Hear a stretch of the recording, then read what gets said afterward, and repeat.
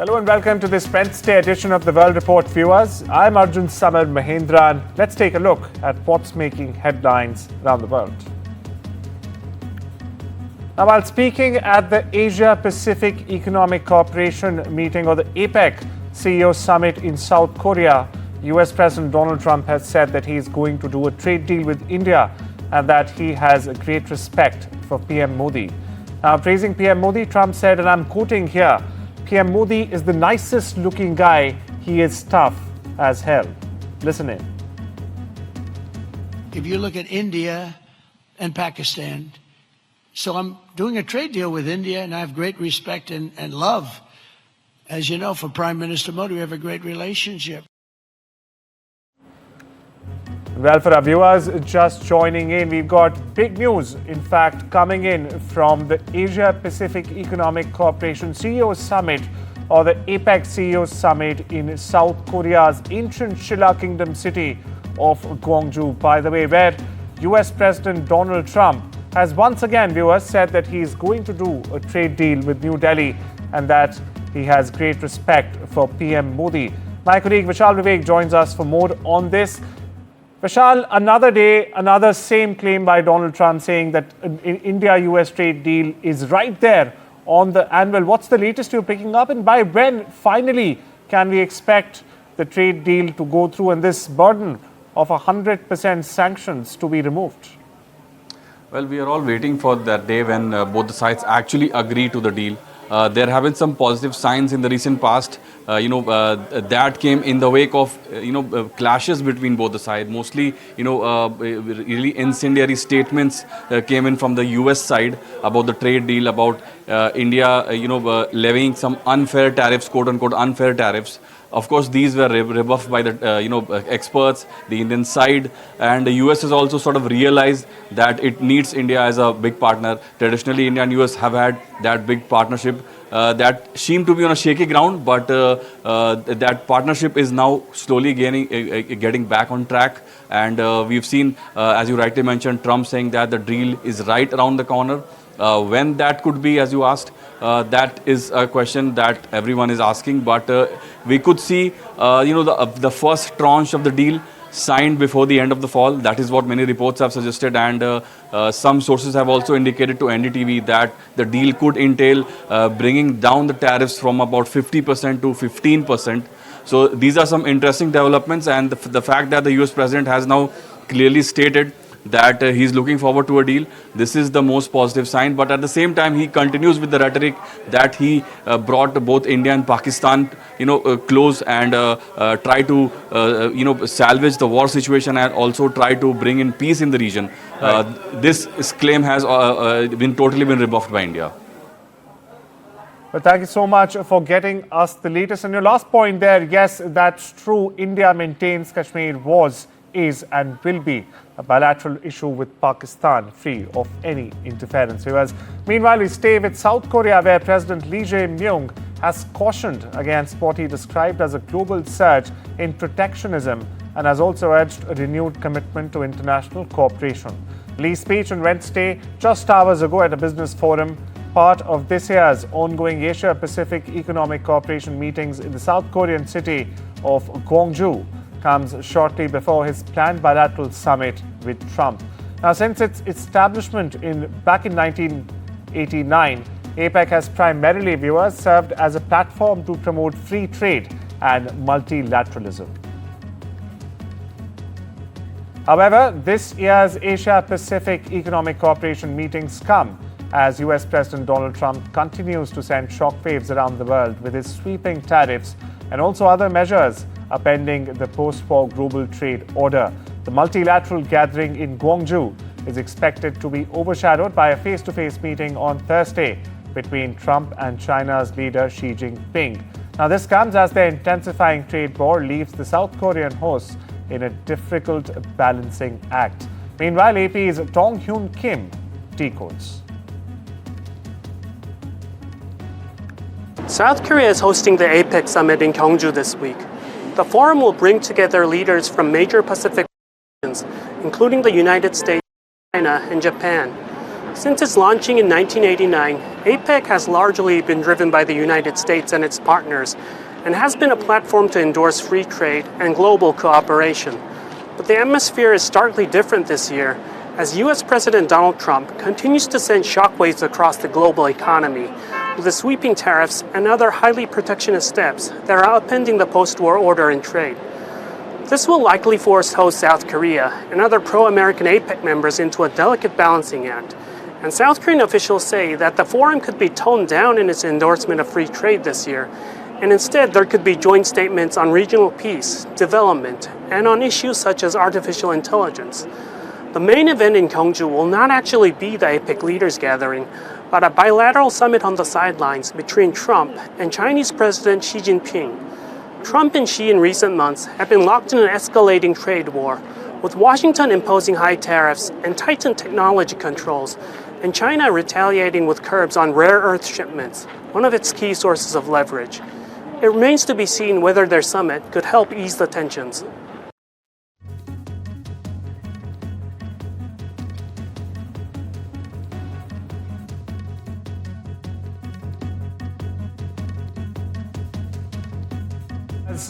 This important announcement, in fact, comes between the present jostle between Beijing and Washington, which we have been seeing for a while now, with Donald Trump repeatedly threatening fresh tariffs on China, like he has imposed on India and many other countries, including Venezuela, Brazil, Japan, where the government change actually took place after Trump's threats. Meanwhile, viewers, I was also in Gwangju ahead of the APEC CEOs meet and took a stock of the situations and the preparations, how they were coming along, from none other than Hyo-Myun Park, the chairman of the APEC Preparations Committee 2025. Take a look at this excerpt from our conversation. What positions Gwangju as the ideal venue for this year's APEC Leaders Summit? 경주는 천년 전에 이미 대한민국의 수도였던 곳입니다. 가장 한국적인 곳에서 이번 에이펙을 개최하는 의미에서 선정이 됐고요. 그런 취지를 잘 살려서 우리나라의 발전상과 문화의 모습을 세계에 보여줘서 세계인들에게 우리 대한민국의 힘을 보여주는 멋진 행사로 잘 준비하겠습니다. So basically, Gyeongju is the 1,000 years old Asian capital, and we would like to show the authentic Korean places and sites. That's why we have chosen Gyeongju as the host of the APEC 2025. Building on this intention and the purpose, we would like to share the development history and the culture to the world, and we would like to share this power of Korean culture and the Koreans to the world by hosting this event successfully. Over in Japan, viewers, U.S. Defense Secretary Pete Hegseth has described the relationship between Washington and Tokyo as critical in keeping both countries safe and responding to threats from China. He also stressed Japan was making its own decisions about defense spending without pressure from the United States. Here's Hegseth for you. You don't have to stand here and tell Japan what it needs to do, because we both look out at the world and see the threat of a Chinese military buildup. And we see the threat to free people. And we have to defend our own countries and stand alongside each other. And so I think President Trump does an incredibly good job, better than anyone else on planet Earth, of bringing alongside other countries and saying, let's do this together. Let's find a way to make it happen, whether it's exercising together, standing together, or forging peace. Now we shift our focus to West Asia, viewers, where at least 60 Palestinians have been killed in a series of Israeli airstrikes across the besieged Gaza enclave. This is according to the territory's Hamas-run civil defense agency and local hospital officials as well. Now, Israel said the strikes were in response to violations of the US-brokered ceasefire agreement. Defense Minister Israel Katz, meanwhile, has accused Hamas of attacking Israeli soldiers in Gaza on Tuesday. That's not it. He's also accusing Hamas of failing to uphold terms related to the return of deceased hostages back to Israel. Hamas, on the other side, however, denies any involvement in attacks and has said it remains committed to the ceasefire deal. Meanwhile, viewers, the IDF has released a video on social media platform X Israel says the video is proof of Hamas lying about hostages. Now, as per the IDF, Hamas terrorists were filmed removing bodies and remains from a prepared structure and reburying them nearby. This before summoning Red Cross representatives to stage a false discovery for photographers. IDF has also said that despite claiming difficulty locating the bodies of deceased hostages, Hamas continues to hold and manipulate the remains it refuses to release under the agreement. Here's more. Israel has struck targets in the Gaza Strip in a new jolt to the ceasefire with Hamas. Israel said it carried out these strikes in response to an attack on Israeli troops in southern Gaza. It also accuses Hamas of violating the ceasefire. Under that deal, Hamas has pledged to return the remains of dead hostages it's holding. Well, it turned over one set of remains to Israel. Those remains were tested. They were found to be body parts of a hostage whose body had previously been recovered. Israel says that that is a violation and that Hamas is dragging its feet.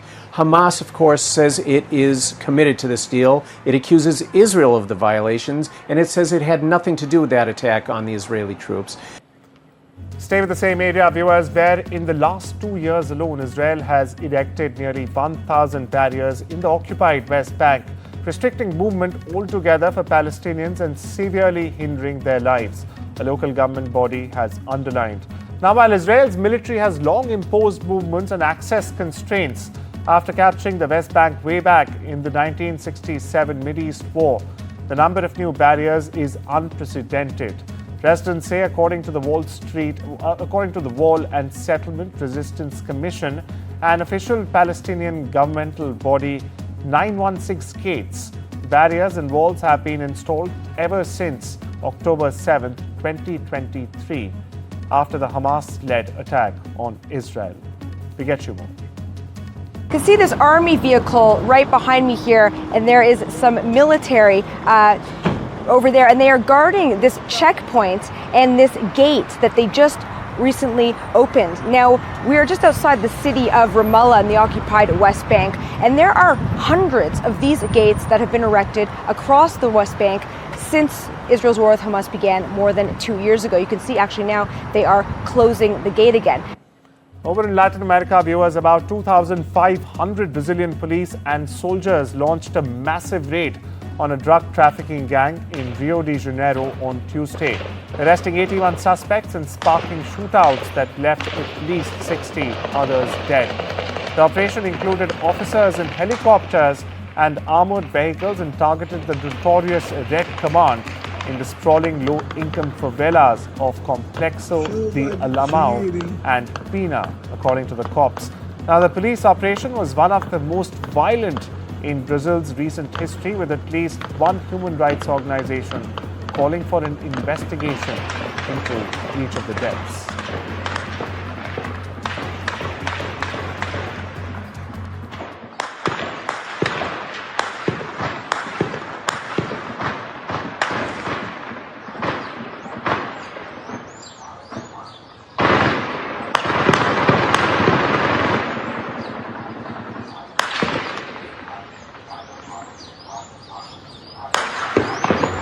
In Serbia, students from southwestern part of the country who set off more than 10 days ago on a trek across the country to highlight a deadly railway station disaster a year ago arrived in Belgrade last Wednesday. Now, the group, which has been joined by a handful of additional students in departing from southwestern town of Novi Pazar on the 16th of October to be precise, headed out Monday from the central Serbian town of Ub after spending the night there. Now, as they marched through Belgrade, they were welcomed by crowds of cheering residents. The students hope to reach Novi Sad on the 1st of November, when a major rally is in fact planned to mark 1 year since a canopy collapsed in the northern city's train station, killing 16 people. They believe the victims died because of government corruption that eventually led to sloppy renovations at this station. Listen to a protester. Mogu slobodno da kažem da imamo podršku cijele Srbije, iako na početku nam se možda činilo da smo sami, sad vidimo da je cijela Srbija uz nas. Recently, viewers, the world's highest altitude nighttime boat tour project, named the Night Tour along the Lhasa River, has officially launched in Lhasa, southwest China's Zhejiang autonomous region, Tibet, injecting new vitality into the city's nightlife and offering citizens and tourists alike a unique choice to immerse themselves in the night view of the plateau. In fact, on the 29th of September, the night tour along the Lhasa River Nighttime Tour project was officially certified as the highest altitude nighttime boat tour by Guinness World Records. The record confirms that the Lhasa River Nighttime Tour takes place at an altitude of over 3,600 meters, making it the highest altitude nighttime boat tour in the world. The world's most endangered marine mammal, viewers, the vaquita porpoise, is still hanging on in the waters of Mexico's northwest coast. And against all odds, believe you may, it's reproducing. That's correct. Classified by the International Union for Conservation of Nature and the U.S. National Oceanic and Atmospheric Administration as the world's rarest marine mammal, the vaquita is found only in a small section of Mexico's Gulf of California. Aerial footage taken during a joint expedition between Sea Shepherd Conservation Society and the Mexican authorities shows a rare and hopeful sight: an adult vaquita swimming alongside a calf. Here's more. Eso es lo principal. Por ejemplo, en este espacio vive la vaquita, por decirlo así. Entonces el gobierno puso unos polígonos. Esos polígonos, vuelvo a repetir, fue difícil que el pescador lo entendiera por qué se hacían esos proyectos. Pero a la vez, al tiempo, a los meses, entendieron que era necesario. ¿Por qué? Para la supervivencia de la vaquita marina, para quitarle presión. A spectacular drone show, viewers. The Sky Stage lit up Hong Kong's Victoria Harbour on Tuesday night. Tourists and residents alike enjoyed the shadow on Oriental Pearl cruise ship. The show featured various dynamic patterns, including a spinning Rubik's Cube and trees with aerial firework effects right there on your screens right now, attracting passengers to take photos. We leave you with these visuals. We'll be right back. Don't you go anywhere.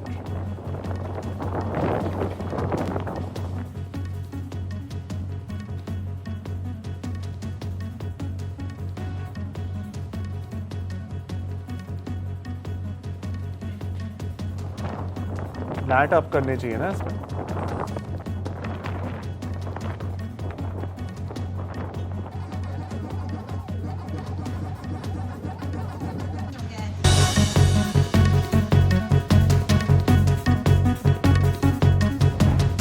Welcome back, viewers. You've tuned in to the Wednesday edition of World Report. I am Arjun, Samar, Mahendran. And OpenAI on Tuesday has said it will offer ChatGPT Go that supports higher query limits and more image generation free for 1 year to users across India who sign up during a limited time promotional period beginning the 4th of November. Here's a report.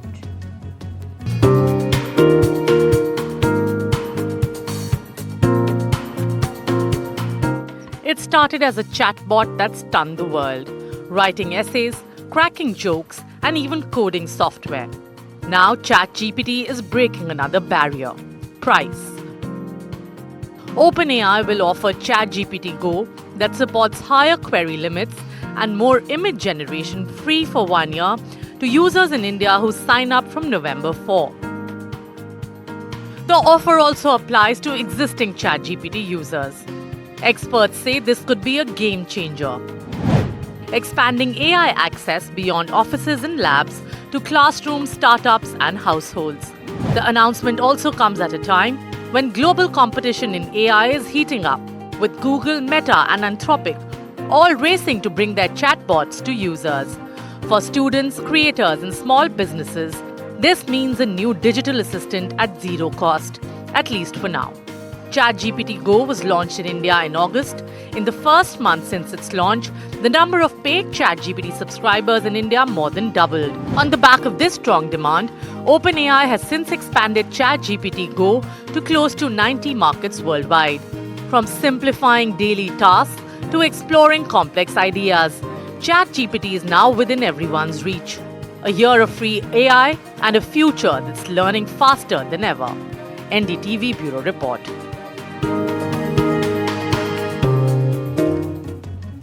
Now on to a compelling conversation with Hansel Kwon, also known as Hansel von Korn. Viewers, he's the same visionary Korean filmmaker who's pushing the boundaries of cinema through artificial intelligence. Now, in an exclusive conversation, we explored Hansel's bold ideas on the future of generative AI, its ethical implications, and also how creativity and code together are reshaping storytelling as we know it. And all of this on the sidelines of the first ever APEC Cultures Minister Meet in South Korea's Gwangju city back in August. Take a look. How being the first of your generation, so to say, being a pioneer in AI filmmaking, where do you see and how do you see cinema in the next 10 years? 일단 당장 AI 시장에서는 10년은커녕 앞으로 1, 2년도 예측하기 힘들지만 변함없을 것은 AI는 도구로서 사용이 되고 사람이 스토리텔링이나 이런 것들을 기본적으로 창작을 하고 그거를 좀 보조해주는 역할과 그걸 표현해주는 역할로 생성 AI가 사용되는 쪽으로 흘러갈 것 같아요. So it is really difficult to make predictions in this AI industry, not even like 1 or 2 years, but I bet that AI will definitely still become a tool and the humans are going to become a storyteller and the creators, and we are going to use AI as a tool to make a generative AIs. And well, that's a wrap on this Wednesday edition of the World Report. Take care and have a wonderful day.